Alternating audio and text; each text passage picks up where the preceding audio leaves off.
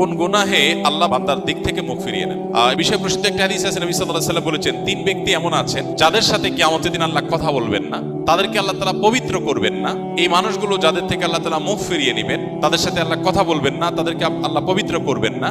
সেই মানুষগুলোর মধ্যে একজন হলেন ওই পুরুষ, যে পুরুষ টাকনুর নিচে পোশাক পরে। পোশাক পরে বলতে যে পোশাক উপরের দিক থেকে যায় সেটা টাকনুর নিচে পরে, প্যান্ট, পাজামা, চাদর, লুঙ্গি, জুব্বা, জামা, এগুলো। মোজা যেটা থাকেই নিচে, নিচ দিক থেকে পরা হয়, ওইটার কথা ভিন্ন। তো এই যে মুসবিল যে ব্যক্তি টাকনুর নিচে প্যান্ট, পাজামা, লুঙ্গি ইত্যাদি পরে, এই ব্যক্তি তার সাথে আল্লাহ কিয়ামতের দিন কথাও বলবেন না এবং তার দিকে আল্লাহ তাকাবেনও না, তাকে আল্লাহ পবিত্রও করবেন না।